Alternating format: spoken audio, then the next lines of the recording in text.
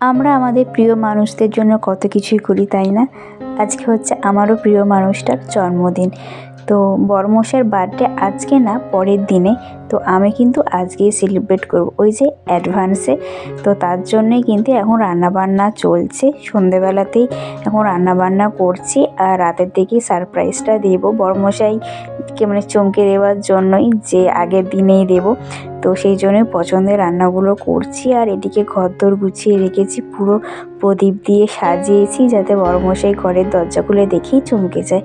আর এই যে চমকানো ব্যাপারটাই কিন্তু আমার ভীষণ ভালো লাগে। আর বড়মশাই এখন ঘরে এসে তো পুরোটাই ভ্যাবাচ্যাকা খেয়ে গেছে। আর এখন বললাম, তুমি আগে গিফটটা খোলো। এ দেখো, এই দুটো টি শার্ট, একটা আমি আর একটা আমার মা দিয়েছে। তো ওকে বললাম, তোমার যেটা পছন্দ তুমি এখন একটা পরো, আর পরে কেকটা কাটো। তো বড়মশাই খুবই খুশি, আর কেক কাটলো। কাটার পরে খাওয়া দাওয়া করা হলো। তো চলো, দেখা হচ্ছে আবার একটা ছোটো মিনি ব্লগ।